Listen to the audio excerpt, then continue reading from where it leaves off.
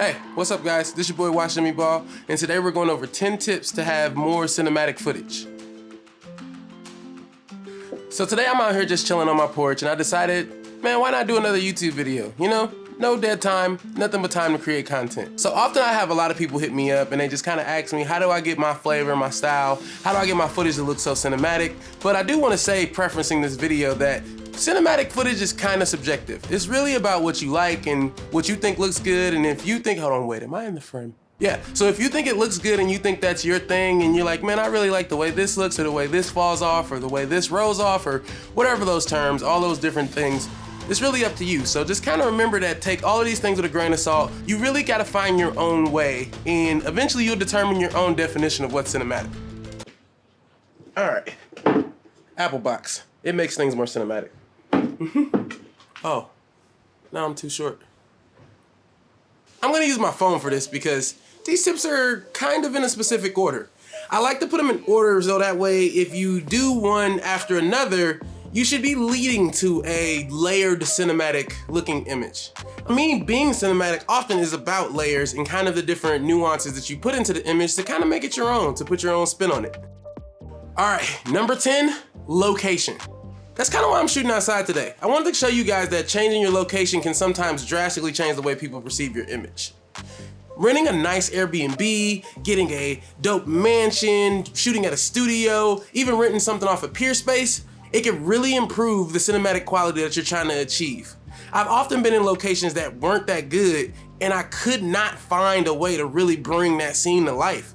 I ended up doing a bunch of little cheat codes to kind of cheat the scene, but we'll get into those later. When it comes to a location, you want to go into it, you want to assess the room, you want to look around. Often I'm shooting into the L of the room. I learned that from Wandering DP. Shout out to him, man. He's a really cool guy. And if you're looking for a really good cinematography podcast, then I would definitely go check out Wandering DP. Super cool guy. I don't know him personally, but you know, one day he'll call or answer my texts. Anyway, think about the location, think about where you're shooting at in the location, and then I think it'll improve your footage just that extra notch. Number 9, foreground elements.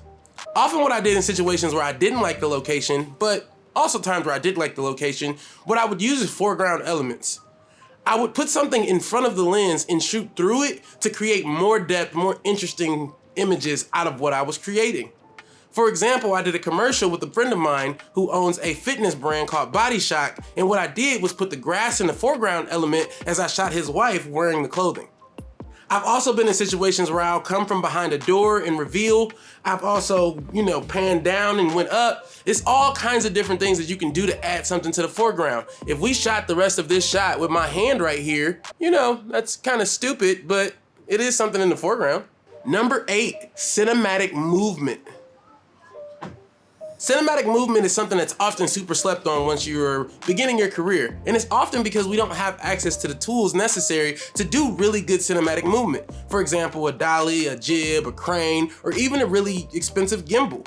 But that doesn't stop us from being able to do cinematic movement. If you are handheld, you can do something where you kind of sway back and forth. You can do up and down motions. If you have a fluid head tripod, you can pan, you can tilt, and you can also get really creative with the tools that you already have to create, who knows, all kind of crazy effects. Number 7, depth of field. Okay, so now we're starting to get into some more interesting topics. Depth of field is on this list, but I also want you to know that there's a lot of images that are shot that you deem cinematic in a movie that don't employ depth of field. They don't use it at all. They might be shooting at an f4, a f8, a f22, who knows? But just because this background is out of focus doesn't exactly make it more cinematic, but it is subjective, like I said before. So to me, out of focus backgrounds looks great. So what I tend to do, like right now, we're shooting at 1.8 on my Sigma 18-35 because I feel like me being carved out from the background and the rest of the background falling into this beautiful, the wind. Curse you, wind! Sorry, like I was saying. So for me, I just think it's actually cooler. I love shooting shots at roughly 1.8, 2.8. The most I normally try to go is 3.5 or 4, but that's only if I really, really have to pull a lot of focus, because once you make your depth of field smaller, it is extremely hard to keep things in focus. And something that is not cinematic is out of focus footage. Don't do that. Be better, okay? Be better. Number 6, focal length. Picking the right focal length for the footage that you're trying to shoot or capture can really improve how cinematic it is. For me, I don't shoot anything less than 35 millimeters when I'm really trying to be cinematic. I feel like 24, 18, those focal lengths just kind of look cartoony to me. They're too funny, they're too exaggerated, they're too wide. I like to have something that carves the person out of the image. Okay, this wind is not gonna work. Some of my favorite focal lengths are 35, 50 millimeters, 85, 135, and even sometimes I'll steal my wife's lens, the 70-200 Canon, and I'll use that because I love the way it isolates. Isolation to me just screams cinematic quality. You could just see it from a mile away like, man, that's something that I would not be able to capture with my own natural eye, nor would I be able to do it on a simple cell phone.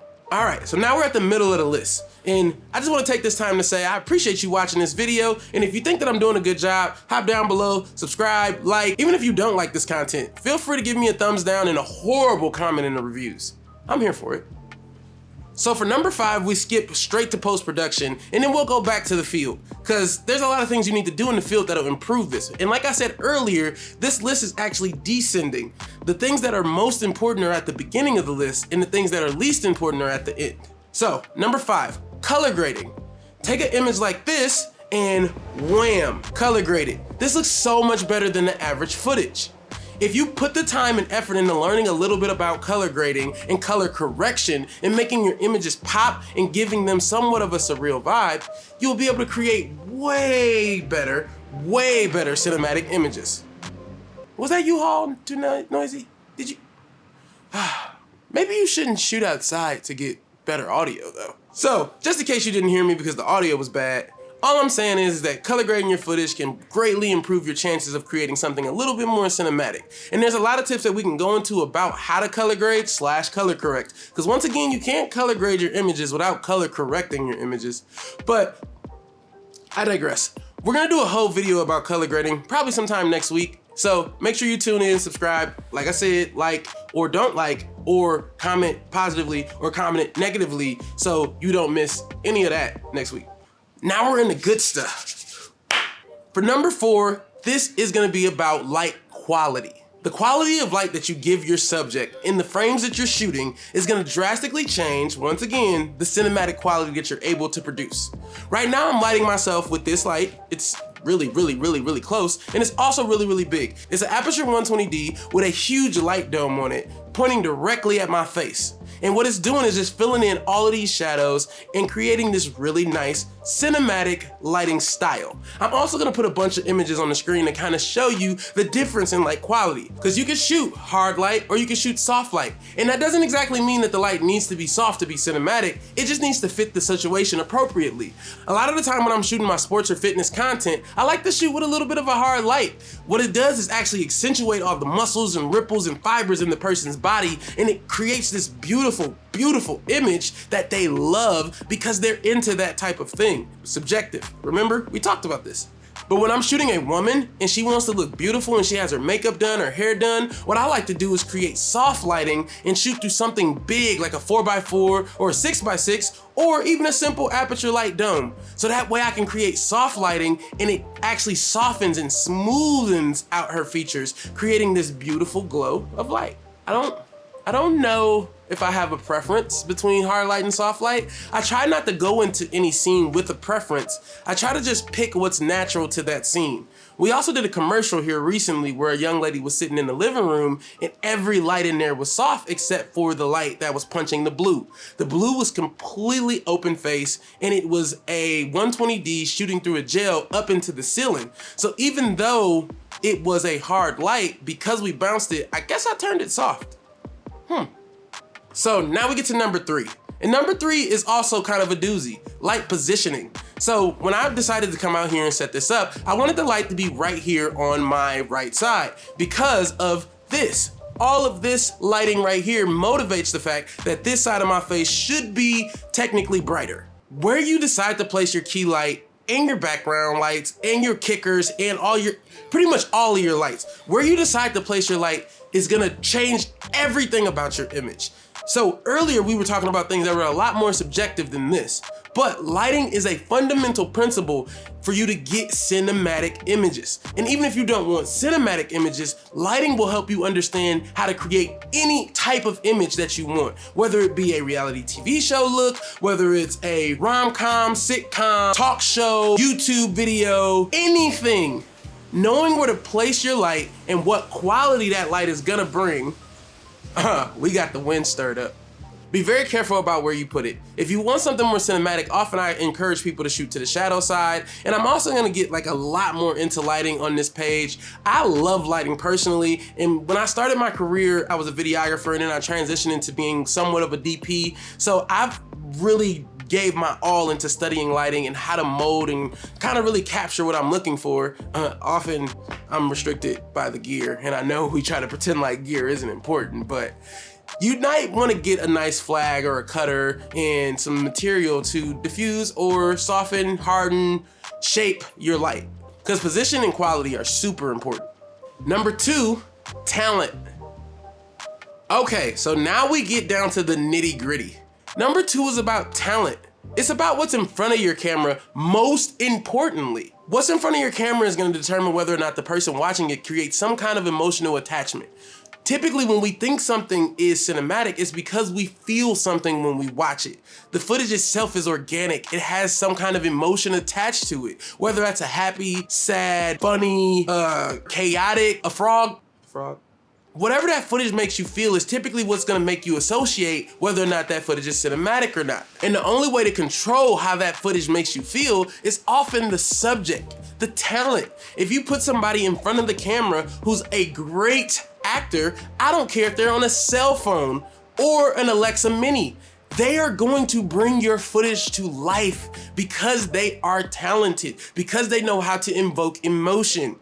Things that are often more important than gear are what's in front of the gear that you are using. Not saying that you don't need gear. Gear is super important to get a cinematic look sometimes as well. But in the cases where you don't have gear, people have won Oscars off of simply having an iPhone 5 and great talent.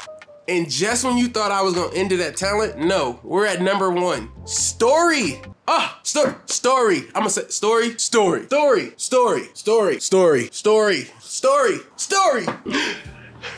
All right, man, all jokes aside, I really should have made these both neck and neck, but sometimes you don't actually have talent on the screen. So that's why I decided to make story number 1. Your story is what's most important, okay? If you decide to tell a story about a leaf and how its journey through life is so difficult,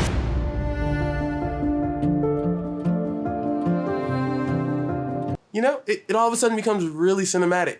You get what I mean? So definitely pay attention to what you're trying to express to the viewer, which also sends me back to the message of what you want to make the viewer feel. In a world where everybody is creating images, what is gonna set your image apart? What is gonna make your image different? Because that within itself is probably gonna be the thing that makes people say, your images are cinematic. You get me? Kinda. So I really appreciate you guys coming and chilling with me today. I just wanted to come in here and give you guys a bunch of tips to kind of improve your cinematic quality. I'll be releasing these videos every Monday and Wednesday, and I also do a podcast on Fridays called Real Shooters with my little brother, Judah the Shooter. If you learned anything, drop a comment below. If you didn't, still drop a comment and tell me I suck because I need to get better. But I appreciate you anyway, and see you at the next video, man. Later.